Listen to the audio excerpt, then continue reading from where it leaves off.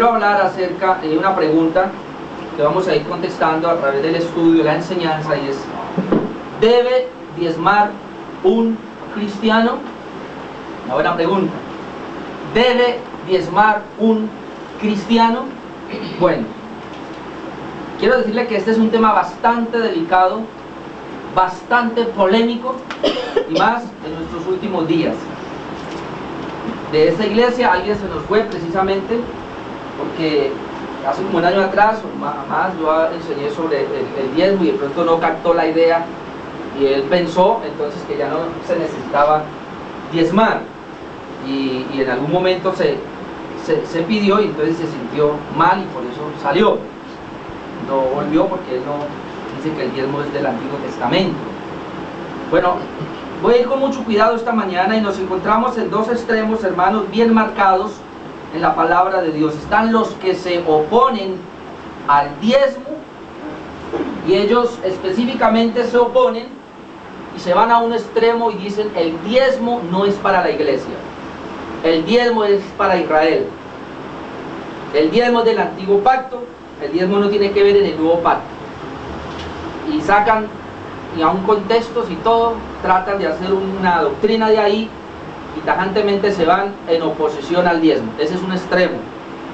Está el otro extremo, hermanos, que es bien conocido y lamentablemente bien marcado en nuestros días, y es irse a la otra ala y amenazar a la iglesia que si no diezman están en maldición, que por eso no son benditos, que por eso están arruinados, que por eso son pobres. Y además de eso le han aumentado los pactos, las siembras y las semillas. Entonces es el otro extremo donde ya casi los pastores ya no predican sino solamente sobre el dar, y me refiero a aquella teología equivocada, la teología de la prosperidad. Es una teología no bíblica. La teología de la prosperidad no es bíblica. Esto comenzó en Estados Unidos con unos empresarios, y el propósito es prosperar. ¿Quién prospera? Los que la predican, pero no la iglesia, financieramente.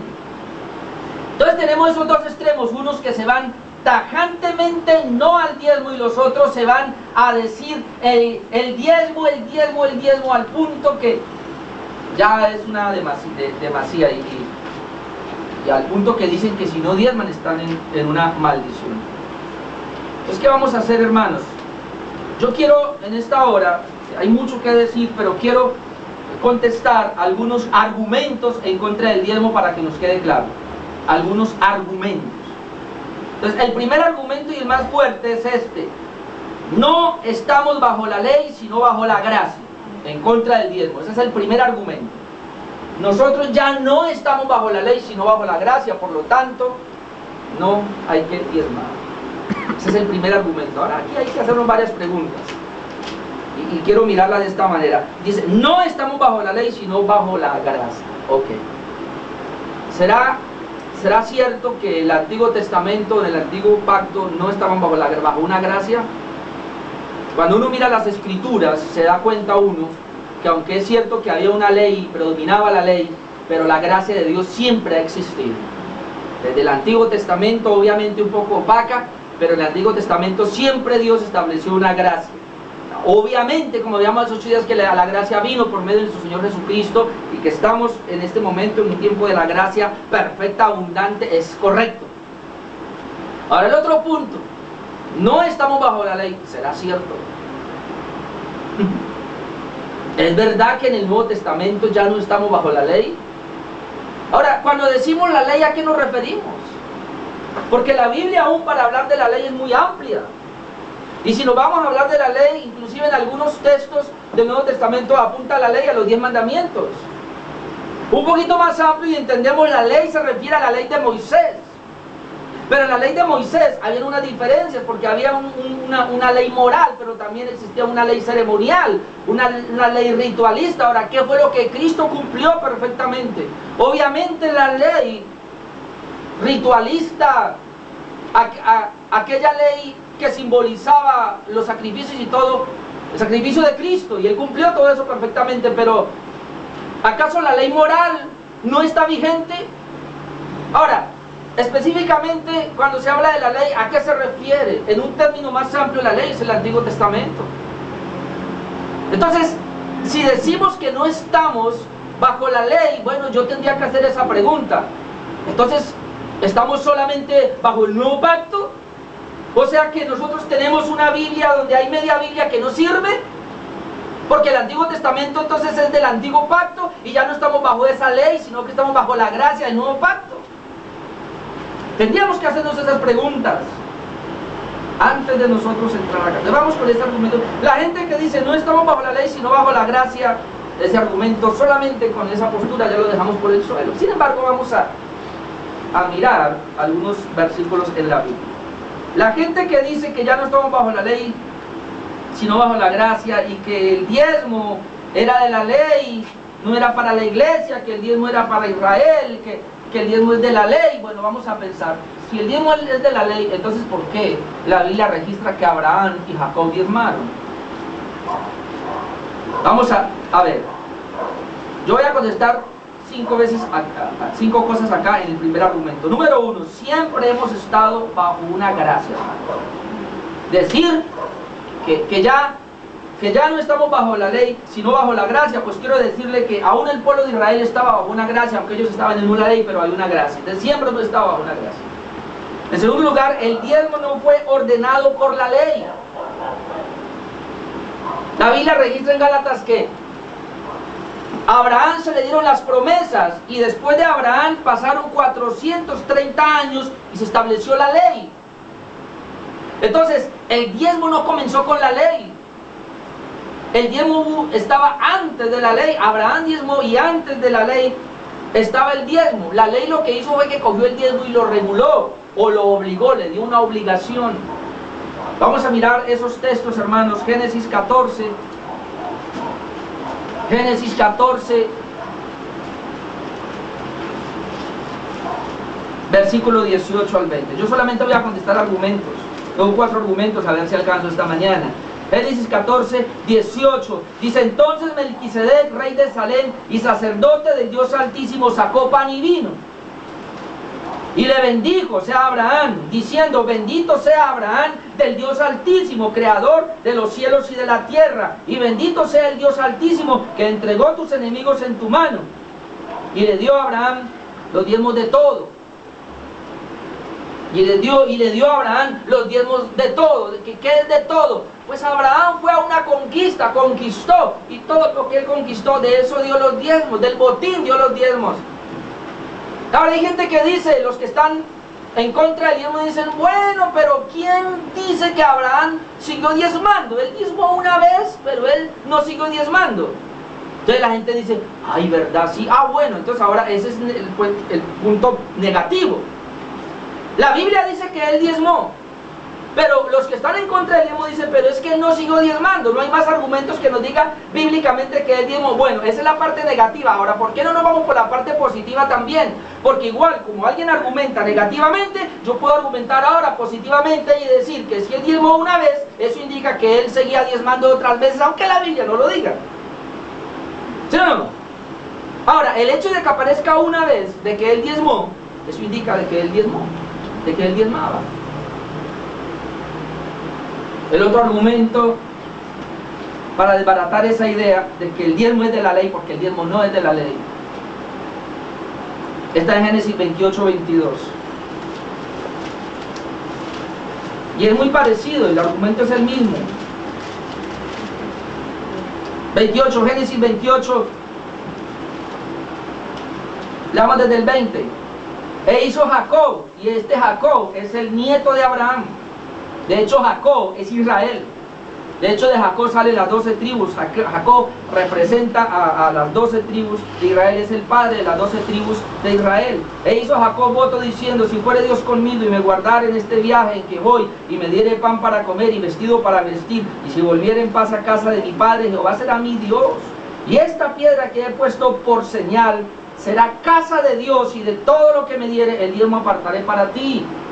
Note una palabra aquí que me llamó la atención: y esta piedra será casa de Dios, y de todo lo que me diere el diezmo apartaré para ti. Note cómo la casa de Dios y el diezmo están ligados. Cuando él dice: yo voy a establecer una casa de Dios, una casa para Dios, entonces yo voy a tener que diezmar. El diezmo daré para ti, porque la casa de Dios está ligada con el diezmo apartaré para ti. Otra vez el argumento negativo, pero ¿quién dice que Jacob diezmó? La Biblia no registra que él diezmó. Ahora yo quiero decirle algo, y eso ahora que estamos en Juan, viendo el Evangelio de Juan, nos dimos cuenta de algo, que Juan dice, y además de esto Cristo hizo muchas otras cosas que no están registradas acá, porque si se registraran no cabrían los libros en el mundo. Entonces Cristo hizo una cantidad de milagros y de señales y predicó una cantidad de sermones, hizo una cantidad de cosas que no las sabemos porque no están escritas ahí. Obviamente el hecho de que veamos que algo aparece y con que no aparece más, entonces ya con eso podemos tener el argumento. Jacob hizo un pacto y él prometió dar el diezmo, pero ¿quién dice que lo hizo? Pues la Biblia no registra. Más adelante vemos cómo Jacob fue bendecido. Otra vez, ¿por qué vamos a pensar negativamente? Si alguien tiene el argumento para pensar que el diezmo es de la ley y que Jacob quizás no diezmó, entonces ¿por qué no vamos por el otro lado? ¿Y qué tal que se haya diezmado? ¿Y qué tal que sí? Así como hay argumentos en contra, hay argumentos a favor. Yo solamente estoy tratando de dar unos argumentos acá. Entonces, en primer lugar, para los que dicen no estamos bajo la ley sino bajo la gracia, por eso no diezmamos, entonces siempre hemos estado bajo la gracia. Número 2, el diezmo no fue ordenado por la ley. En tercer lugar, la ley no introduce el diezmo, ya lo dije, sino la obligación. La ley no introduce el diezmo no aparece con la ley, pero sí aparece la obligación. La ley obligaba a dar el diezmo, era una obligación para el pueblo de Israel dar el diezmo. Era tanta obligación, hermanos, que eso, había una maldición si no se diezmaba. Y usted la conoce, Malaquías 3:10, que todo el mundo la maneja: traed los diezmos a la alfolí y haya alimento en mi casa, y probadme ahora, dice el Señor, si no abriré las ventanas de los cielos y derramaré. Pero antes dice, me han robado, y malditos sois con maldición. ¿Y por qué? Porque la nación entera me ha robado. Entonces, había una maldición para aquel que no diezmaba. Eso es obvio, en la ley estaba esa maldición. Entonces, ¿qué hace la ley? La ley toma el diezmo ya existente, pero luego lo regulan y lo ponen bajo una maldición. Vamos a mirar Deuteronomio 14:22. Deuteronomio 14:22. Indefectiblemente diezmarás todo el producto del grano que rindiere tu campo cada año. La palabra indefectiblemente es sin defecto, sin falta. O sea, hay una obligación, no puede faltar, tiene que diezmar de cada producto. Eso estaba regulado y así tenía que ser, bajo una maldición. Si no lo haces, estás maldito, y bajo una prosperidad. Si lo haces, serás prosperado. Usted sabe, por eso el pueblo judío, hermanos, ellos no tienen que hablar del diezmo porque ellos saben que se asume. En cuarto lugar, Dios no tiene dos pueblos, y aquí me voy a quedar un poquito: Israel y la iglesia. Aquella gente que tiene el argumento que ya no estamos bajo la ley sino bajo la gracia, que el diezmo fue dado para Israel y no para la iglesia, o que el diezmo fue dado solamente para el ministerio de los sacerdotes y los levitas y no para el ministerio ahora del pastor, de los pastores ahora. ¿Sabe? Esta gente está pensando que Dios tiene dos pueblos, y que por un lado está el pueblo de Israel, al cual Dios le da unas demandas, por el otro lado está la iglesia, al cual Dios le da otras demandas. Pues la Biblia no me habla así. La Biblia habla que Dios tiene un solo pueblo, y no hay dos leyes, hay una sola ley. Y no hay dos Biblias, hay una sola Biblia. Y no hay dos testamentos, bueno, sí hay dos testamentos, pero hay un solo testamento que llama la palabra de Dios. Yo voy a mostrar Efesios 2:14. Sí, porque hay gente que dice, no, hay dos pueblos, una cosa es Israel, otra cosa es la iglesia. Vamos a ver. Efesios 2:14, porque Él es nuestra paz, que de ambos pueblos hizo uno, derribando la pared intermedia de separación. De ambos pueblos, ¿qué hizo? Uno. uno. Hoy el Señor no tiene, anteriormente estaba el pueblo de Israel y era el pueblo de Dios. Habíamos visto en Juan, a los suyos vino y los suyos no le recibieron. Ahora se abrió el espacio a los gentiles, más a todos los que le recibieron. Y ahora está el pueblo de Israel y comienza a nacer la iglesia. Pero ¿quién es la iglesia? ¿Acaso la iglesia es solo de gentiles? La iglesia está compuesta por judíos creyentes y por gentiles creyentes. Ahora, ¿el pueblo de Dios cuál es? Los creyentes. Amén. Sean judíos o sean gentiles, ese es el pueblo de Dios. Entonces ahora el Señor trata con su pueblo. Ahora Dios no está tratando con dos pueblos. Dios está tratando con un solo pueblo. El pueblo de Dios se llama su iglesia, porque de los dos hizo uno solo.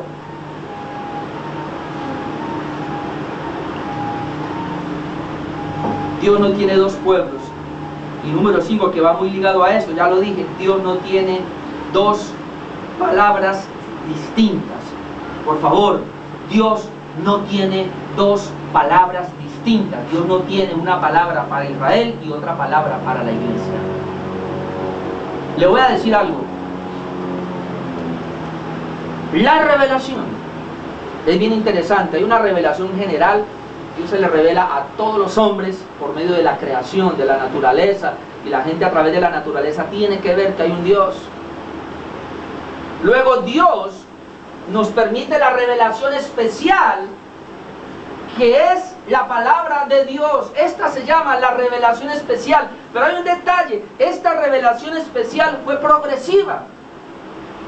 Y si usted entiende eso, entiende correctamente la Biblia. Esta revelación que tenemos acá, que es la revelación especial, fue una revelación progresiva. ¿Sabe cuánto duró para que se fundiese en un solo libro llamado la Biblia o el canon, que ya tenemos la última palabra que está aquí? Duró 1600 años. Y al ser una revelación progresiva, el entendimiento es progresivo también. ¿Qué quiere decir eso? Que Dios aparece primero hablándole a Moisés y le da unas líneas que él casi no entendía. Luego vienen los profetas y le da unas líneas que él no entendían casi. Por eso cuando Cristo viene a esta tierra, los judíos que eran expertos en el Antiguo Testamento, su corazón estaba velado y no entendían las Escrituras. Ahora, viene Jesucristo, que es la revelación plena, que es la revelación perfecta, y nos queda ahora el nuevo pacto, el Nuevo Testamento, y se complementa la Escritura. Así que la iglesia ahora tiene que echar mano para entender el Nuevo Testamento, tiene que mirar el Antiguo Testamento también, tiene que mirar la ley, y cuando mira el Antiguo Testamento, la historia, la ley y los profetas, y ahora viene al Nuevo Testamento y lo lee y estudia la Biblia, totalmente encuentra que es una sola palabra de Dios para el pueblo de Dios que se llama la iglesia. Nosotros no tenemos ahora, y porque estamos bajo la gracia, tenemos el Nuevo Testamento. Muy peligroso eso. Pues tendríamos que recortar entonces la Biblia. No. Vamos a mirar Efesios 2:15. Efesios 2:15. Habíamos leído el 2:14, ahora leamos el 2:15. Aboliendo en su carne las enemistades, la ley de los mandamientos expresado en ordenanzas, para crear en sí mismo de los dos un solo y nuevo hombre, haciendo la paz. Y mediante la cruz reconciliar con Dios a ambos en un solo cuerpo, matando en ella las enemistades. Ahora dice, y vino, eso fue lo que él hizo. Ahora, y vino y anunció las buenas nuevas de paz a vosotros que estabais lejos y a los que estaban cerca. ¿Quiénes eran los lejos? Los gentiles. ¿Quiénes eran los que estaban cerca? Los judíos. Vino y anunció las buenas nuevas. Verso 18. Porque por medio de él, los unos y los otros, o sea, los gentiles, los judíos y los gentiles, los unos y los otros, tenemos entrada por un mismo espíritu al Padre. Un mismo espíritu, no hay dos espíritus, no hay dos entradas. No es que Israel fue salvo por las obras, por guardar la ley, eso es una mentira. Israel fue salvo por la gracia. Como nosotros somos salvos por la gracia también. No hay otra manera de salvar a los hombres, sea Israel, desde Adán, hermanos, hasta el último que nazca. El único medio de salvación es a través de la fe, por la gracia de Dios. No hay otro medio de salvación. Por eso dice el 18, porque por medio de Él, los unos y los otros tenemos entrada por un mismo Espíritu al Padre. 19, así que ya no sois extranjeros ni advenedizos, sino conciudadanos de los santos y miembros de la familia de Dios. ¿Cómo se llama ahora el pueblo de Dios? La familia de Dios. Dios no tiene dos pueblos. Ahora no tiene dos pueblos. Dios no tiene dos palabras. Mire por qué no tiene dos palabras. Versículo 20 dice que somos miembros de la familia de Dios, edificados sobre el fundamento de los apóstoles y profetas, siendo la principal piedra del ángulo Jesucristo mismo. Ojo lo que le voy a decir. Si ahora somos el pueblo de Dios, porque de los dos, de tanto judíos como gentiles, hizo un solo pueblo. ¿Y cómo lo llama? La familia de Dios. Y esa familia de Dios tiene un fundamento. ¿Cuál es? Jesucristo. Él es el fundamento. Pero ¿quién puso ese fundamento? ¿Quién puso ese fundamento? Los apóstoles y los profetas. Aquellos que dicen que no estamos bajo el antiguo pacto. El fundamento sobre el cual se edifica la iglesia es el fundamento de apóstoles y de profetas. Los apóstoles son los 12 apóstoles. Los apóstoles son el nuevo pacto, el Nuevo Testamento. Los profetas son todo el Antiguo Testamento. La iglesia se edifica en la palabra de Dios completa, Antiguo Testamento y Nuevo Testamento. Y por ahí está la ley.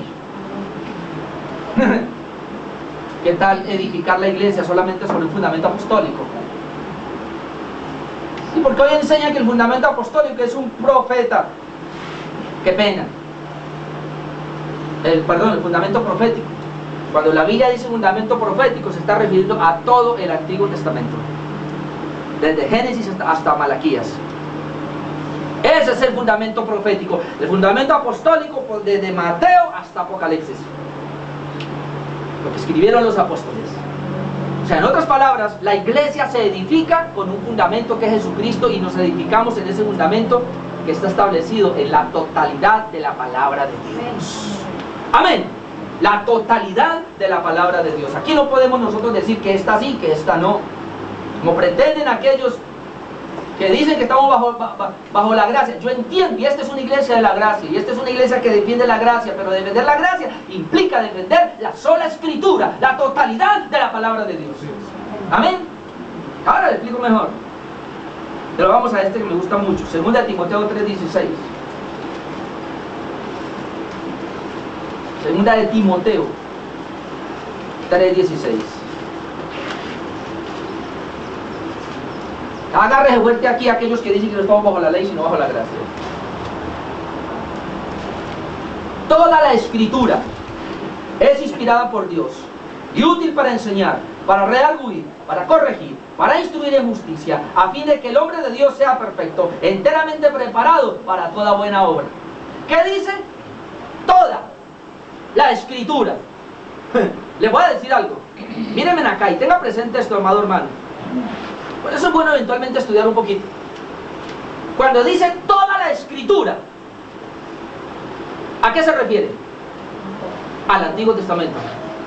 Porque en ese momentico el canon del Nuevo Testamento no había sido todavía escrito. Estaba siendo escrito. Así que cuando Pablo le está escribiendo a Timoteo y le dice toda la escritura es inspirada por Dios, se refiere a todo el Antiguo Testamento. Desde Génesis hasta Malaquías, toda esa escritura es inspirada por Dios. Ahora yo pregunto, ¿acaso lo que Dios inspiró y su bendita palabra pierde vigencia? ¿Acaso la palabra de Dios no es eterna? ¿Acaso cielo y tierra pasarán y mi palabra no pasará? Jesucristo dijo, ni siquiera una jota pasará de la ley. Cuando dice aquí toda la escritura es inspirada por Dios, se refiere al Antiguo Testamento. Obviamente que nosotros podemos tomar ese texto y hacer una aplicación al Nuevo también.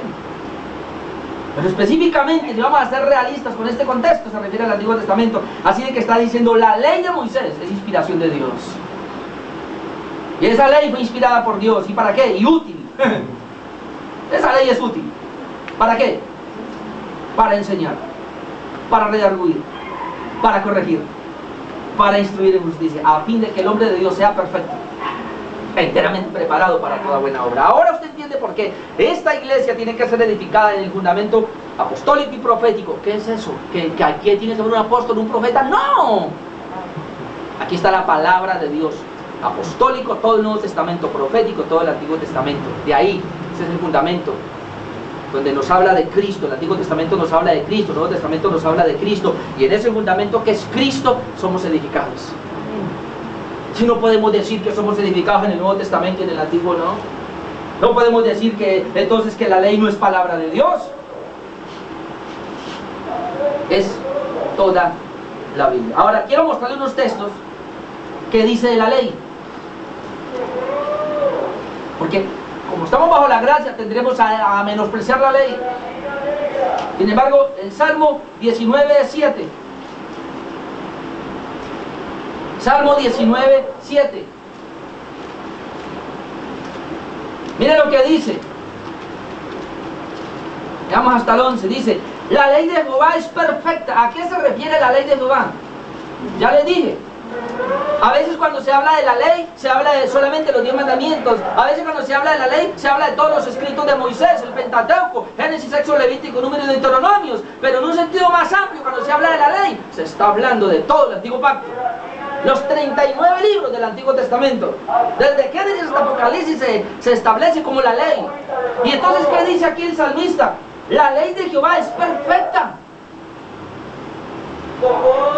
Qué pena con aquellos que menosprecian la ley, porque dice que la ley de Jehová es perfecta, que convierte el alma. El testimonio de Jehová es fiel, que hace sabio al sencillo. ¿Y de quién está hablando? Del Antiguo Testamento. Los mandamientos de Jehová son rectos, que alegran el corazón. El precepto de Jehová es puro, que alumbra los ojos. El temor de Jehová es limpio, que permanece para siempre. Note, el temor de Jehová, y se refiere a la ley, es limpio y permanece para siempre. Los juicios de Jehová son verdad, todos justos. Deseables son más que el oro, y más que mucho oro refinado, y dulces más que la miel y que destila del panal. Tu siervo es además amonestado con ellos, en guardarlos hay grande galardón. ¿A qué se refiere? A la ley. Está hablando del Nuevo Testamento. Para aquellos que quieren, ay, nosotros somos de la gracia, vivimos solamente en el nuevo pacto, de la cruz para allá. Aún estos días miraba que alguien decía, ni siquiera los evangelios, no, de la cruz para allá, esa es la vida de la iglesia. ¡Mentiras! Porque Dios no tiene dos pueblos, y porque la revelación ha sido progresiva. Dios nos dio, desde Génesis comenzó a darnos la revelación, y hablando de Génesis 3:15 ya nos habló del Mesías. Y ya habló de que hay dos simientes, la simiente de Satanás y la simiente de Cristo. La iglesia es la simiente de Cristo. Los que no son de Cristo son simiente del diablo. Y la Biblia registra todo eso, desde Génesis lo viene registrando, se va ampliando el alumbramiento hasta que llegamos al Nuevo Testamento y entendemos más claro. Y ahora con el Espíritu Santo dentro de nosotros, mayormente lo entendemos. Con la regeneración de nuestro corazón, mayormente lo entendemos. Entonces, uno ve el Antiguo Testamento y uno tiene que leer el Nuevo para poder entender. Y uno tiene que entender que cada acontecimiento en el Antiguo Testamento se iba a evidenciar en el Nuevo. Por eso habla de esa manera de la ley. Ahora vamos a ver qué dice el apóstol Pablo, Romanos capítulo 7. ¿Qué dice de la ley? Romanos capítulo 7, versículo 12. De manera que la ley a la verdad es santa, igual que el Antiguo Testamento, ¿verdad? ¿Cómo es la ley? Santa. El mandamiento santo, justo y bueno. Luego lo que es bueno vino a ser muerte para mí, en ninguna manera, sino que el pecado, para mostrarse pecado, produjo en mí la muerte por medio de lo que es bueno, a fin de que por el mandamiento el pecado llegase a ser sobremaneramente pecaminoso. O sea que en ese caso la ley fue dada para que el hombre se diera cuenta cuán pecaminoso era. Pero mire el 14, porque sabemos que la ley es espiritual, mas yo soy carnal, vencido al pecado. ¿Qué es la ley? Espiritual. Ahora, note acá. ¿Por qué entonces la Biblia habla de que la ley es inferior a la gracia? En este caso, o el pacto antiguo es inferior. No por la ley, hermanos, porque la ley es perfecta y la ley es espiritual y la ley es pura, no por la ley, sino por el hombre, por la debilidad del hombre. Es que la ley adquiere algo menos. ¿Por qué? Porque la ley fue dada para que el hombre la tratara de cumplir, pero no para que la cumpliera, sino para que el hombre la tratara de cumplir, y en ese tratar de cumplirla entendiera que no puede cumplirla. ¿Con qué objetivo? Con el objetivo de que cuando apareciera la simiente, Cristo, ellos pudieran decir, perdone la expresión, estamos mamados con esta ley, es tan buena, tan perfecta que no la podemos cumplir, pero entonces Cristo viene Y cumple la ley, ¿para qué? Para que ahora nosotros podamos venir y dependamos, ya no de esta ley, sino de Cristo, que la cumplió. Y ahora estamos bajo la gracia, estamos bajo Cristo. Pero ahora le digo, estar bajo la ley, estar bajo la gracia, estar bajo Cristo implica que no voy a cumplir la ley. Al contrario, la puedo cumplir mucho mejor, porque ahora Cristo está dentro de mí. Porque la ley, sigue siendo perfecta. Obviamente que ya esta ley no se me exige a mi cumplimiento bajo una maldición, porque anteriormente sí. El cumplimiento ahora es voluntariamente, agradecimiento, pero es algo que nace del corazón. Eso se lo explico ahora, pero quería por lo menos decirle que el apóstol Pablo dice, la ley es espiritual, pero yo soy carnal, vendido al pecado. De lo que dije hace 8 días lo reitero ahora. Nosotros fuimos libres de la maldición de la ley, mas nunca de sus obligaciones, nunca de sus demandas. Fuimos libres de la maldición de la ley. Ese es el punto que muchos no entienden. Gálatas capítulo 3, versículo 13. Gálatas capítulo 3, verso 13. Cristo nos redimió. Palabra redimir es rescate. Nos rescató de la maldición de la ley, hecho por nosotros maldición, porque está escrito maldito todo el que es pecador número. ¿Cristo qué? Nos redimió, nos rescató, nos salvó. ¿De la ley? No, de la ley no. ¿De qué? De la maldición de la ley. ¿Qué quiere decir esto? Que la ley tenía un dictamen de Deuteronomio 28, usted lo puede encontrar allá. Si usted obedece los mandamientos de Jehová, estás en bendición. Si no los obedece, los desobedece, hay una maldición que viene para usted. Y como Israel no pudo obedecerla, entonces Israel todo estaba en una maldición. Si esa ley en ese sentido sigue para nosotros, entonces nosotros estamos bajo esa maldición. ¿Pero qué vino a hacer Cristo? Cristo cumplió la ley y Cristo nos libró de la maldición de la ley. Ojo, no nos libró de la ley, nos libró de la maldición de la ley. Hay un texto por ahí que el apóstol Pablo dice, no estando sin ley. Pablo mismo consideraba que estaba bajo la ley de Cristo. El mismo Santiago habla de la ley perfecta en la cual estamos ahora. Y hay muchos textos que yo pudiera hablarle de que debemos estar en la ley, pero le voy a poner este ejemplo. Ya lo dije y es verdad. Vamos a suponer esto. ¿La ley qué es? Los 10 mandamientos. Entonces, decir que ya no estamos bajo la ley, sino que estamos bajo la gracia, quiere decir entonces que ya no estoy bajo los 10 mandamientos. Escuchen. Entonces, ¿cuál es el primer mandamiento? ¿Amarás a Dios con todo tu corazón, con toda tu alma? Ah, bueno, ¿eso es de la ley? Ah, sí, eso es de la ley. Entonces ya estoy bajo la gracia, entonces ya no amo a Dios. Porque como estoy bajo la gracia, ya, ¿para qué lo amo? ¿Sí o no? ¿Tú me estás entendiendo dónde voy a llegar? ¿Qué dice la ley? No matarás, no robarás, no adulterarás. Ah, pero como eso fue bajo la ley, entonces ahora yo estoy bajo la gracia, entonces puedo matar, puedo adulterar, puedo robar. ¿Sí? ¿Dónde quedan aquellos que dicen que ya estamos bajo la ley, sino bajo la gracia? O sea, ¿perdió vigencia la ley? ¿Los 10 mandamientos perdieron vigencia? No. La Biblia lo que registra es que ya no estamos bajo la maldición. O sea que si usted falla en estas cosas, tiene una gracia que el Señor las cumplió por nosotros y que ya para nosotros no hay maldición. Aunque usted falle en esto, no hay maldición. Pero obviamente que si usted está en la gracia de Dios y Dios está en usted, el Espíritu Santo y la palabra está en nosotros, Él nos va a llevar a cumplir estos preciosos mandamientos, porque es una ley de Dios. Eso es lo que yo quiero que vayamos a mirarlo. Romanos capítulo 13, versículo 8. Dice, no debáis a nadie nada, sino el amaros unos a otros. ¿Qué es lo único que debemos de ver? El amor. Es lo único que se debe de ver, el amor. Porque el que ama al prójimo ha cumplido la ley.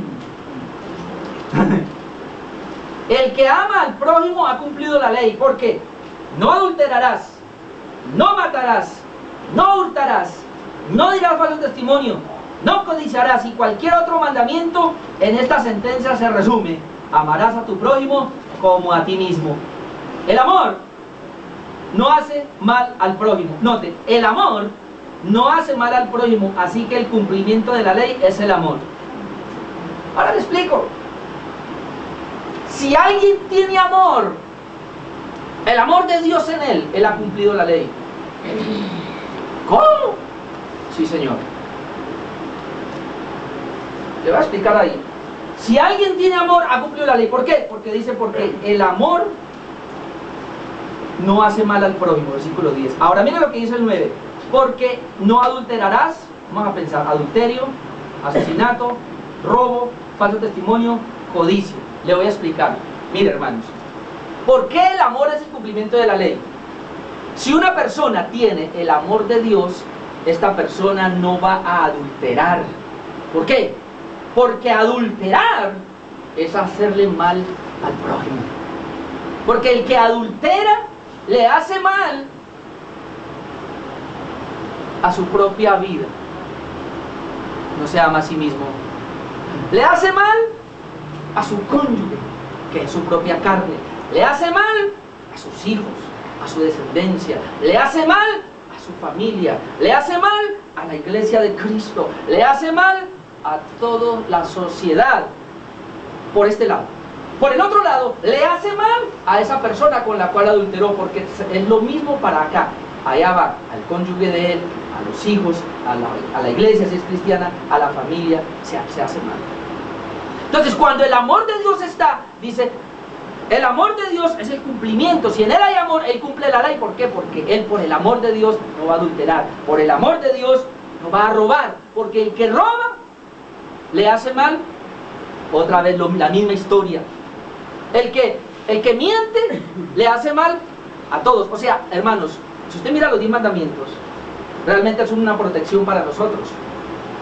Lo que está diciendo es, los mandamientos de Dios, la ley de Dios expresada en esos mandamientos, era para guardarme a mí de no hacerle mal al prójimo. Porque el mandamiento, ¿cuál es? Amarás a Dios con todo tu corazón, con toda tu alma, con todas tus fuerzas, y a tu prójimo como a ti mismo. Entonces, obviamente, que aquella persona que no guarda los mandamientos, que adultera, que mata, que roba, que miente, que engaña, obviamente que esa persona no tiene el amor de Dios.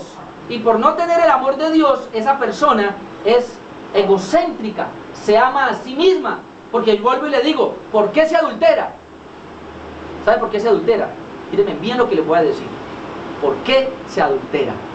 Porque hay un excesivo amor a uno mismo. ¿Por qué? Ay, es que esa mujer me fascina, me gusta, yo tengo que llevármela a la cama para que satisfagan mis deseos caprichosos que tengo.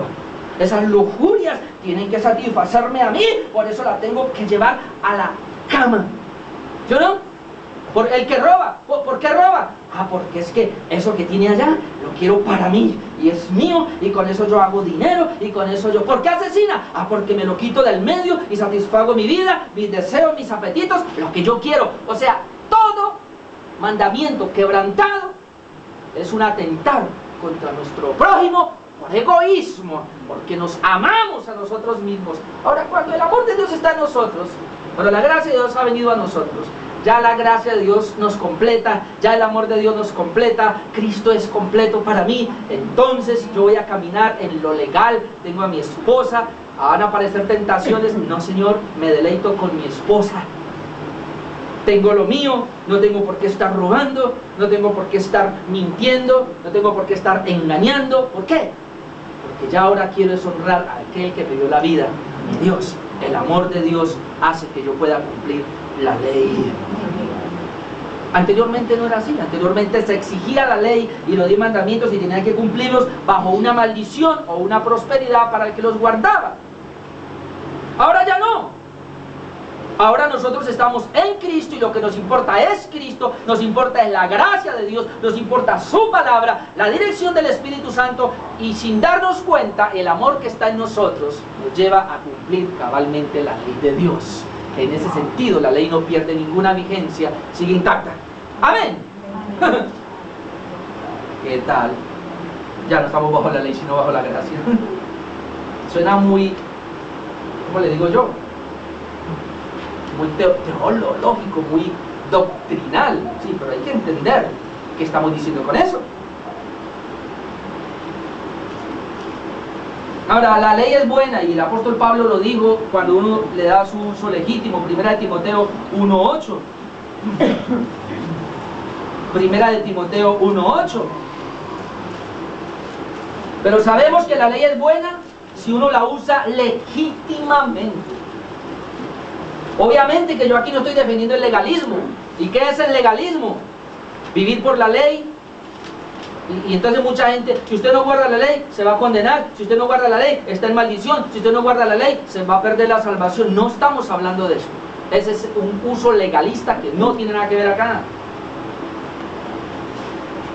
Hay un uso legítimo que se le da. Y yo aquí les he enseñado. La ley tiene 3 propósitos bien definidos. Número 1, mostrarnos el pecado, cuán pecadores hemos sido, somos nosotros. Número 2, mostrar la incapacidad, que ninguno de nosotros puede cumplir la ley. Por eso tenemos que acudir a Cristo. En tercer lugar, para llevarnos a Cristo. La ley fue nuestro ayo, nuestro maestro, nuestra guía, que nos llevaba a Cristo, porque nosotros aquí no podemos cumplirla y vamos a estar bajo la maldición. Pero Cristo viene y la cumple para que nosotros vayamos al que la cumplió por nosotros. Y entonces la cumplió por nosotros. Entonces ya no tengo que cumplirla. En obligación no, usted no tiene que cumplirla, pero como fruto usted la cumple. Amén. ¿Se acuerdan lo que el apóstol Pablo le decía? Y no vamos a ir allá, pero Romanos capítulo 6. Entonces, ¿qué dice Pablo? ¿Ah? Porque estamos bajo la gracia y ya no estamos bajo. Ya el Señor nos libró pues del pecado. Entonces, ¿qué? ¿Pecaremos porque no estamos bajo la ley? Si no bajo la gracia, en ninguna manera. Es lo mismo. Entonces, ¿qué? Y eso que el diezmo no es de la ley. Pero suponiendo, como algunos dicen que fuera de la ley, entonces ¿qué? Ya no diezmo porque ya no estoy bajo la ley, sino bajo la gracia. Pablo le diría, de ninguna manera. Ay, Dios mío. Segundo argumento. Estamos hablando de, ¿debe diezmar un cristiano? Argumentos en contra del diezmo. Primer argumento, no estamos bajo la ley, sino bajo la gracia. Ya expliqué eso. El segundo argumento, ni Jesús ni los apóstoles enseñaron sobre el diezmo. No hay que diezmar. La iglesia no debe diezmar. ¿Por qué? Porque ni Cristo ni los apóstoles enseñaron sobre el diezmo. Ese argumento lo derribamos así de una manera.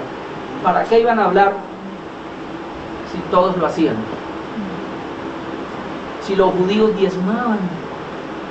¿Usted tiene que enseñarle a alguien que haga lo que él está haciendo? Ahora vamos a ver si es verdad que Cristo no habló del diezmo. Porque ese es el argumento. Pues antes vamos a ver qué pasaba con los judíos. Lucas capítulo 18. Lucas capítulo 18, versículo 12. No me voy a leer todo porque ya el tiempo se me está yendo, pero tan siquiera algunos versos acá. Lucas capítulo 18, versículo 12, dice así. Recuerde que iban 2 a orar, el publicano y el fariseo. Ahora el fariseo oraba y en su oración él dice: ayuno 2 veces a la semana, doy diezmos de todo lo que gano. ¿Qué hacían los fariseos? Daban diezmos de todo lo que ganaban. En tiempo de Cristo era normal diezmar, al punto que el fariseo decía: no hay problema en el diezmar, yo doy diezmo. De hecho, el punto aquí es que ellos lo usaban para jactarse, que eso fue lo que el Señor vino a criticar. Jesucristo no vino a criticar la ley en sí, sino la manera como ellos llevaban la ley. Y en este caso, el Señor está exponiendo a este fariseo que él se jactaba. Ellos llevaron a un extremo el diezmo, al punto de decir: como yo diezmo, soy más espiritual que los demás. Ese no es el espíritu del dar, y mucho menos del diezmar, pero eso es lo que él está mirando acá. Pero lo que quiero decir es que para ellos era algo muy normal. Ahora vamos a mirar cómo Cristo lo trata. Mateo 23, 23.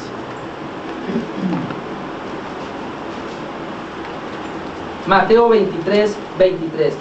Hubo un pastor que estaba escuchando sobre ese Mateo 23, 23, y ¿sabe qué dijo? Que eso era del Antiguo Testamento. Bueno, porque como no encuentran cómo resolver este problema de Mateo 23, 23, entonces les quieren decir cualquier cosa. Pero miren lo que pasa en Mateo 23. En Mateo 23 Jesús está acusando a los fariseos porque ellos, escuchen lo que les voy a decir, Cristo no los acusó por su enseñanza, porque ellos enseñaban bien. Cristo los acusó por su práctica. Por eso Cristo mismo les dice, mire, le dice a los discípulos: lo que los fariseos les enseñen, háganlo.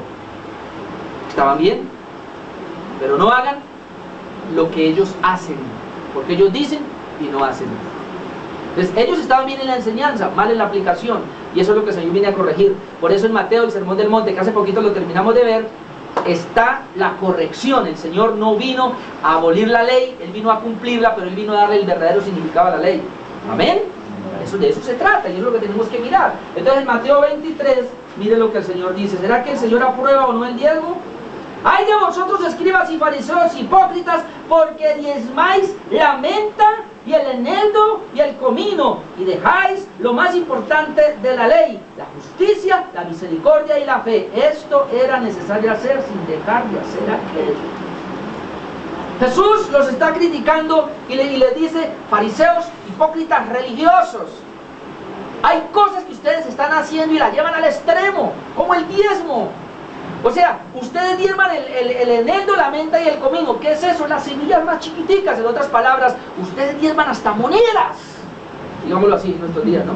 Eran tan rígidos en el dar que eso no les pasaba una. Alguien iba por la calle y se encontraba, ¿qué? Una moneda de 100 pesos, venían y traían la monedita de 10 pesos. Más o menos es la idea. Eran tan rígidos que ellos no pasaban una. Y ahí, el Señor, ¿qué les dice? ¿Pero qué dejaban? Las tres cosas más importantes de la ley. ¿Cuáles son? La justicia, la misericordia y la fe. O sea, a ellos no les importaba tanto eso, les importaba era la rigidez del diezmo. Y eso es lo que el Señor les está criticando. Ahora, ¿lo aprobó Cristo el diezmo o no? Miren lo que dice la última parte. Deja lo más importante, la justicia, la misericordia y la fe. Esto era necesario hacer, sin dejar de hacer aquello. ¿Qué era necesario hacer? Lo que ellos hacían, el diezmo. Esto era necesario hacer. O sea que Cristo dijo: ¿el diezmo es necesario? Esto era necesario hacer, ¿qué? Ese diezmo, sin dejar de hacer lo otro. ¿Qué? La justicia, la misericordia y la fe. ¿Lo aprobó o no lo aprobó? Ahora vamos a ver otro pasaje. Mateo 22, 15.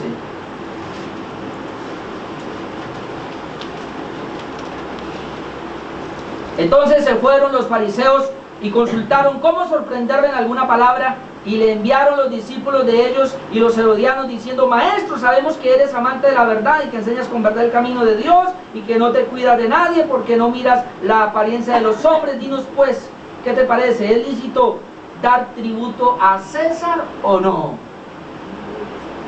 Como decía hoy día, ¿es lícito que usted pague esos impuestos? Los que tienen casa, pagar el predial. Los que tienen vehículo, cualquier vehículo que sea, pagar los impuestos que le mandan los vehículos, o pagar los servicios. ¿Es lícito? ¿Qué dicen ustedes?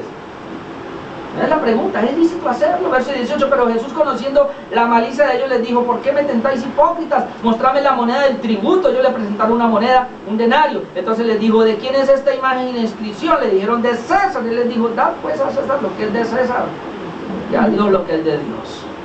Oyendo esto, se maravillaron y dejándolo se fueron. Si usted lo mira, hermanos, Jesús introdujo el impuesto del reino de Dios. Cuando le dicen: ¿es lícito dar a César? O sea, ¿es lícito pagar impuestos? ¿Es lícito ahora que nosotros paguemos impuestos a este gobierno? No importa si es corrupto, muéstrame la moneda. Y le dice el Señor: ve a César lo que es de César. O sea, sí es lícito, pero dele a Dios también lo que a él le corresponde. Lo dejó maravillados, se maravillaron, se asombraron. ¿Aprobó o no aprobó el diezmo? Ahora, le voy a explicar algo. En el Antiguo Testamento, es que no vamos a ir a todo eso porque es muy dispendioso. En el Antiguo Testamento habían, para los levitas y para los sacerdotes y para las viudas y para los necesitados, había un sistema de dar. Y se podía dar, habían muchas ofrendas, distintas ofrendas voluntarias, ofrendas a veces especiales, pero el diezmo era una ofrenda, hermanos. El diezmo era una de las ofrendas, o sea que el diezmo estaba dentro de un sistema de ofrendas que el Señor había establecido para su pueblo. Entonces el diezmo es una de las ofrendas. Entonces, cuando ellos daban el diezmo, estaban ofrendando verdaderamente. Lógicamente que era algo obligado. Entonces estamos tratando de resolver este interrogante, este argumento en contra del diezmo. Ni Jesús ni los apóstoles enseñaron sobre el diezmo. Bueno, Jesús no le enseñó tan claro, pero nos deja una referencia, ¿verdad? Ahora vamos a ver si los apóstoles no dijeron nada. El apóstol Pablo habló del diezmo de Abraham, que ya le hemos visto. Vamos a ir a Hebreos 7. Versículo 4 al 9. Hebreos 7, 4. Considerad pues cuán grande era este a quien Abraham el patriarca, está hablando de Melquisedec, a quien Abraham el patriarca dio diezmos del botín. Ciertamente los que entre los hijos de Leví reciben el sacerdocio, todos los que reciben el sacerdocio, era el sacerdocio, era el ministerio en el Antiguo Testamento. Hoy día tenemos un ministerio en el Nuevo Pacto. Entonces todos los que reciben el sacerdocio tienen mandamiento de tomar del pueblo los diezmos según la ley, es decir, de sus hermanos, aunque estos también hayan salido de los lomos de Abraham.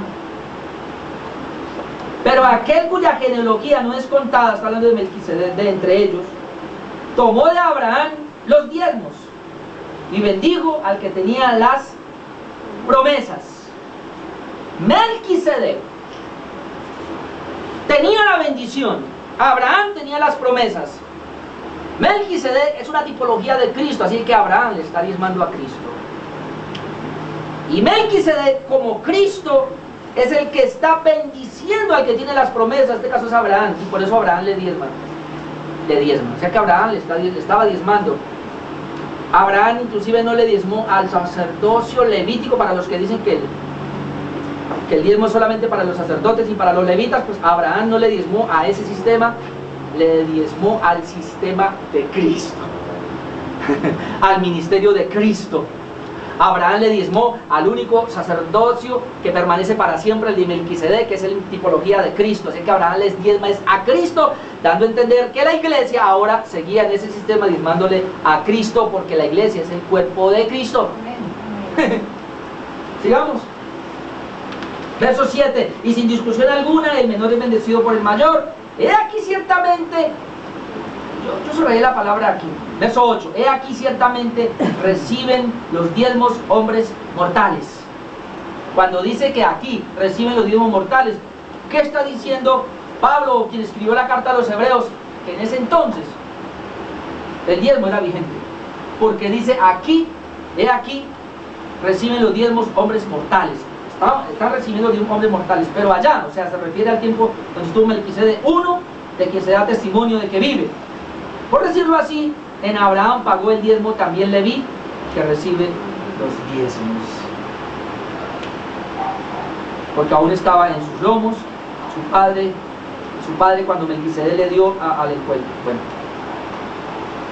lo que está diciendo aquí es que realmente Abraham, que es el padre de la fe, y si nosotros vamos a considerar, digamos, la iglesia, uno tiene que mirar a Abraham, que Abraham no estuvo bajo una ley de mandamiento ni nada, pero Abraham fue un hombre que vivió por fe y diezmó. Y eso lo podemos trasladar a la vida de la iglesia. La iglesia tenemos una fe mucho mayor, mejor, revelada para nosotros, vivimos en esa fe, vivimos en esa gracia, y obviamente estamos bajo el sacerdocio, no de los levitas, sino de Melquisedec, del sacerdocio de Cristo. Ahora, en la iglesia, ¿quién fue el que estableció?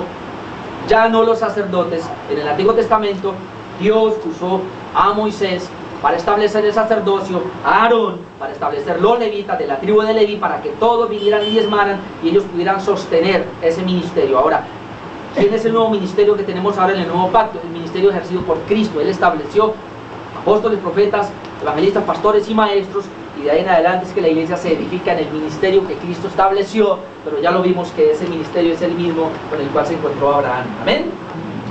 Qué precioso esto, hacer un recorrido por la Biblia y poder darnos cuenta y llegar a estas conclusiones. Ok, número 3. Argumentos en contra del diezmo. No estamos bajo la ley, sino bajo la gracia, ya lo respondimos, ¿no? Argumento número 2. Ni Jesús ni los apóstoles enseñaron sobre el diezmo. Mire que sí, no ampliamente por supuesto, pero sí enseñaron. Número 3. No diezmaron dinero, sino grano y animales. Entonces dicen, ¿cómo me va a hablar del diezmo hoy día? Si el diezmo era grano, si el diezmo era animales, si el alfolí era esa bodega que tenían a los levitas para echar todo el grano y los animales para mantener. Entonces alguien se para y dice, si usted me exige el diezmo hoy día, entonces el diezmo son animales y son granos, no dinero. En ese entonces, hermanos, La manera de comercializar era así. Hoy día ya no es así. Hoy día los campesinos tienen que traer su grano y venderlo para tener un dinero e ir a comprar su mercado. Hoy día ya no hay ese trueque. O es que el campesino va a bajar, digámoslo, de por acá, de Corinto o donde sea, y entonces trae un poco de gallinas, trae y se va para la 14, donde trabaja Aura, ¿sí o no?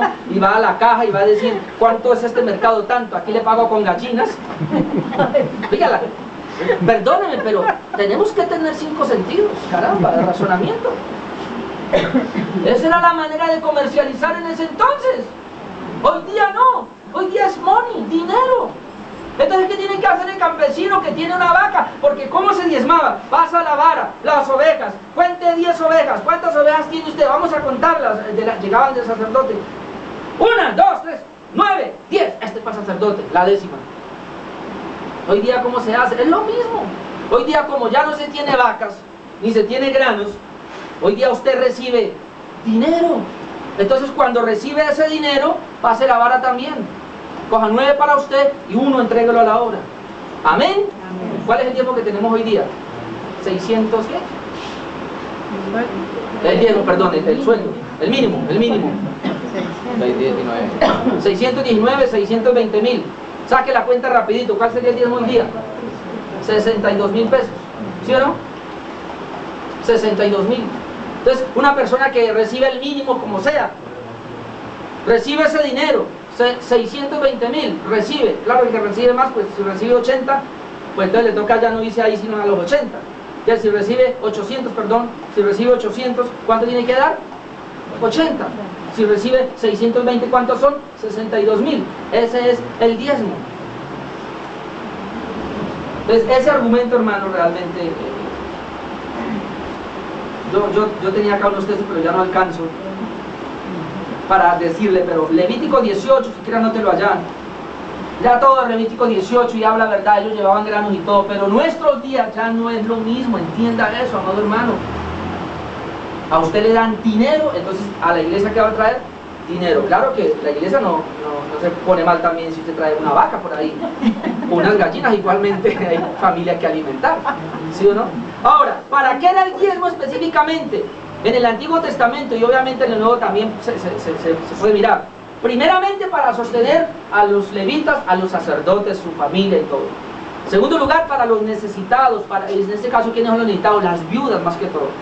Aquellos que quedaban huérfanos o las viudas. Gente necesitada, de ahí había una sección para darles a ellos también. Entonces eso hoy mismo tiene que aplicar igualmente. Ahora, el diezmo es una ofrenda, otra vez le digo, es parte de una ofrenda para el sostenimiento del ministerio. En el Antiguo Testamento el ministerio eran los levitas, ahora tenemos un ministerio en el Nuevo Testamento. La Biblia claramente lo habla y yo quiero ir por lo menos a este pasaje, 1 Corintios 9:14.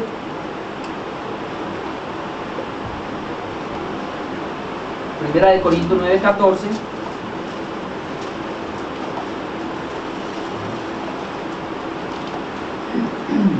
Así también ordenó el Señor a los que anuncian el Evangelio, que vivan del Evangelio. O sea, en el Antiguo Testamento, los levitas y los sacerdotes vivían del sacerdocio. Por eso la gente diezmaba obligatoriamente. En el Nuevo Testamento ya la obligación se quitó. En el Nuevo Testamento, por eso no se habla tanto del diezmo. En el Nuevo Testamento Dios espera ofrenda voluntaria. Pero le quiero aclarar esto, hermanos. Escuchen lo que le voy a decir y nunca se olvide de esto. El diezmo es una medida. En el boletín que llega está claro eso, por eso lo quise poner ahí. El diezmo es una medida. La Biblia dice en 1 Corintios que cada primer domingo, cada uno dé aparte algo para la obra, ¿según qué? Según haya prosperado. O sea, tiene que haber una proporción. Le voy a explicar esto, hermanos. El diezmo es una medida justa, equitativa. Es una medida, es la mejor medida que existe para darle al Señor. Le voy a explicar por qué. Cuando Dios establece el diezmo, lo que Él quería era que cada persona diera igual. Dieran que ninguno diera más y ninguno diera menos. Le voy a explicar por qué. Si una persona se ganaba, por decir algo hoy día, 1 millón de pesos, ¿cuánto tiene que dar el que se ganó el millón de pesos? El 10%. ¿Cuánto es el 10%? 100.000 pesos. Ok. Ahora, si una persona en esa misma semana se ganó 100.000 pesos, ¿cuánto tiene que diezmar? El 10%. ¿Cuál es el 10%? 10.000 pesos. Yo pregunto, ¿quién dio más? Ninguno. ¿Quién dio menos? Ninguno. Porque ambos dieron lo proporcional. Ambos dieron equitativamente. Solamente que uno ganó más, por eso aparentemente dio más. El otro ganó menos, por eso dio menos. Pero dieron la misma medida. Ahora, yo le voy a decir, quitemos el diezmo y vamos a poner la ofrenda.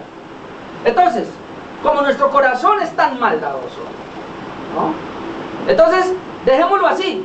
Como muchos quieren hoy día, voluntariamente obviamente hay que dar voluntariamente de corazón porque no es una obligación, pero vamos a apelar a esa voluntariedad de cada uno de ustedes.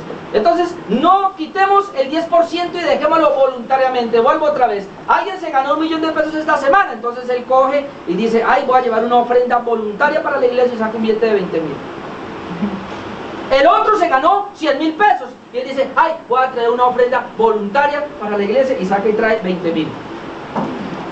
Aparentemente ambos dieron lo mismo, ¿sí o no? Pero es mentira. La proporcionalidad indica que el que ganó más debe dar el 10% de eso que ganó. El que ganó menos debe dar el 10%. El que no ganó nada, pues no da porque no tiene. Hermanos, el diezmo es lo más equitativo que el Señor pudo poner. Ahora, ¿qué pasaría si nosotros quitamos el diezmo? Vamos a suponer, listo, yo le digo, iglesia, dé usted como Dios le dé en su corazón. Entonces, la gente, en el caso mío, yo no tendría una medida. Entonces, me gano un dinero, le voy a llevar una ofrenda a la iglesia, pero yo no tengo una medida. Entonces, puede ser que le lleve mucho, como puede ser que le lleve muy poquito. ¿Cómo hago yo? ¿No? Entonces, usted se ganó 1.000 millones de pesos. Oh, qué bendición, ¿sí o no? Entonces usted, 1.000 millones de pesos, con esto que pudiera hacer tal, usted no tiene una medida. Entonces, como no tiene una medida, voy a sacar 1 millón y lo voy a llevar al pastor. ¿Sí o no? 1 millón y lo trajo. Pero si tuviera la medida, ¿cuántos son? 100 millones. El lote de la iglesia ya estaría comprado. ¿Sí o no? Pero a la gente le duele porque entre más gana la gente cree que es más. No, hermanos, no es más. ¿Cómo le parece que no es más? No es más. El diezmo es una medida equitativa para todos, es lo mismo. Ahora, yo quiero decirle algo. Como es una ofrenda voluntaria, el diezmo inclusive es la mínima parte. De ahí en adelante depende el corazón de cada persona, pero sí aparece como lo mínimo. O sea, como quien dice, como que el Señor dice, como que el Señor dijese, como conozco el corazón de ellos, les voy a poner tan siquiera una medida. De ahí en adelante ya verá cada cual que hace, pero tan siquiera una medida, que no se baje de ahí. Amén. Esa es la idea. Primera de Timoteo 5:17. Primera de Timoteo 5:17. Los ancianos que gobiernan bien sean tenidos por dignos de doble honor, mayormente los que trabajan en predicar y enseñar, pues la Escritura dice, no pondrás bozal al buey que trilla, y digno es el obrero de su salario. Pregunto, ¿acaso los levitas no tenían su salario? Sí. ¿Y los pastores no van a tener su salario? Sí. Lo que estamos en contra, y escúcheme bien, y lo digo, y aquí se ha enseñado eso y enseñaré, lo que estamos en contra es que el pastor se quede con el diezmo.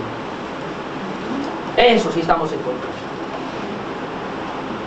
El pastor debe tener un salario. Obviamente cuando una iglesia es pequeña pues ni alcanza. Por la gracia de Dios nos sostiene.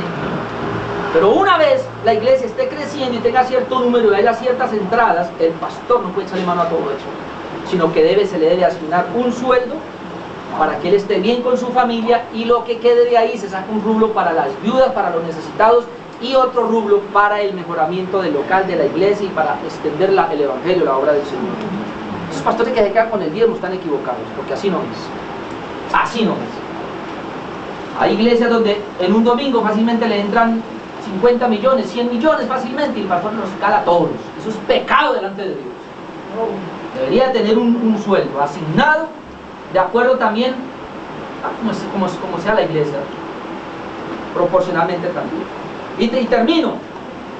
Era para los levitas y no para los sacerdotes. Bueno, ya lo dije. No, es que eso era para los levitas y no para los sacerdotes. Ya lo dije, pero quiero terminar con este pasaje. Primera de Corintios 9. A ver qué dice el apóstol Pablo. Primera de Corintios 9. Alguien me va a decir, ahí no habla de diezmos. Es que el diezmo era una ofrenda, ¿cómo le parece? Así de que aquí habla de ofrendas. Primera de Corintios 9, 7. Primera de Corintios 9, 7, déjenme, yo leo esto y terminamos. ¿Quién fue jamás soldado a sus propias expensas? ¿Quién planta viña y no come de su fruto? ¿O quién apacienta el rebaño y no toma de la leche del rebaño? Digo esto solo como hombre. ¿No dice esto también la ley? Note que Pablo se apoyaba en la ley. Porque en la ley de Moisés está escrito: no pondrás bozal al buey que trilla. ¿Tiene Dios cuidado de los bueyes? ¿O lo dice enteramente por nosotros? Note que lo traslada a nosotros, los predicadores del nuevo pacto. Pues por nosotros se escribió. Pablo dice, fue por nosotros que se escribió, por los predicadores. Porque con esperanza debe arar el que ara, y el que trilla con esperanza de recibir del fruto. O sea, hermanos, este es mi trabajo. Yo tengo que trabajar con esperanza. Ahora miren lo que dice el versículo 11. Si nosotros sembramos entre vosotros lo espiritual, es gran cosa si segáramos de vosotros lo material. ¿Vio? A mí no me da temor hablar del dar, porque si nosotros sembramos lo espiritual, es gran cosa si segamos o retribuimos lo material. No. Sigue diciendo el versículo 12. Si otros participan de este derecho sobre vosotros, ¿cuánto más nosotros? Aunque Pablo por una obvia razón es que después le explicaré eso, pero no hemos usado este derecho. Pablo prefirió no recibir, sino que lo soportamos todo. No recibió de Corinto, porque Corinto era una iglesia malévola con Pablo, pero sí recibió de los filipenses, que es lo que estamos viendo nosotros los jueves. Dice, por eso no usamos de este derecho, sino que lo soportamos todo, no por poner ningún obstáculo al evangelio de Cristo, por no poner ningún obstáculo al evangelio de Cristo. Verso 13. ¿No sabéis que los que trabajan en las cosas sagradas comen del templo, y que los que viven del altar participan? Así también ordenó el Señor a los que anuncian el evangelio, que vivan del evangelio. Concluyo diciendo esto: el diezmo es una ofrenda, solamente que con un porcentaje, y Dios sabe por qué lo hizo. Y yo a esta iglesia le digo, en el Nuevo Testamento, en el Nuevo Pacto, y ya porque estamos en una gracia superior que se espera que Dios trabaje en el corazón de las personas de una manera voluntaria, y se espera que es un fruto de Dios, en el Nuevo Testamento el diezmo no se exige, se quitó la obligación del diezmo, quedó voluntariamente. Así de que cada creyente voluntariamente decide si diezma o no, asunto de cada uno de ustedes, porque así quedó registrado. Pero en la misma medida que queda registrado, también usted va a orar o no va a orar. Voluntariamente queda. Obviamente que yo tengo que decirle que si nosotros somos siervos de la justicia, difícilmente un creyente que verdaderamente está siendo operado por Dios, por el Espíritu Santo, y está en la gracia, difícilmente, hermanos, dejaría de diezmar. Obviamente un creyente lo hace. Y termino con estas palabras. Miren lo que les voy a decir. Si el diezmo operó en rigidez, en una obligación en el antiguo pacto, y ese pacto era inferior, ¿qué cree que debe pasar en el nuevo pacto? Obviamente un creyente va a decir, estoy en un mejor pacto, estoy en una revelación mayor, estoy en un estado de gracia más elevado. Si en un pacto inferior se diezmaba, aquí en el pacto superior mucho más se puede hacer. Por eso el apóstol Pablo dice, cada uno dé conforme a lo que dispuso su corazón. Es más, apela a la generosidad. El que siembra escasamente recoge. El que siembra generosamente, abundantemente cosecha. Y él siempre habla de la abundancia. Entonces, si usted, hermano, tiene abundancia en el Espíritu, hay abundancia también para dar. Amén. Y no es problema el diezmo. Otra vez, el diezmo es una medida que nos ayuda a nosotros a saber qué le vamos a dar a Dios. Si no estuviese esa medida, usted se gana hoy 5 millones de pesos esta semana en su trabajo y usted dice, ¿qué llevo a la iglesia, Señor? Y de pronto piensa en 100.000 pesos por su corazón. Pero si usted se ganó 5 millones, usted fácilmente puede traer 500.000 pesos sin ningún problema. ¿Y sabe qué pudiéramos hacer con eso? Pagar los servicios, pagar el local, hacer cosas que están estancadas por ahí. Hermano, qué bendición. Amén. Así que el dar y el diezmo es una bendición, jamás es una maldición. Cristo nos libró. ¿Y qué pasa si no diezmo? Es lo mismo. ¿Qué pasa si no oro? El que pierde es usted. Amén. ¿Qué pasa si no diezmo? Bueno, entonces le pregunto, ¿qué pasa si no viene a la iglesia? El que pierde es usted. ¿Ah? ¿Qué pasa si no hago eso? Bueno, entonces ¿qué pasa si no hace lo otro? Contestamos las preguntas. Y si tienen, seguimos contestando. Póngase de pie, por favor.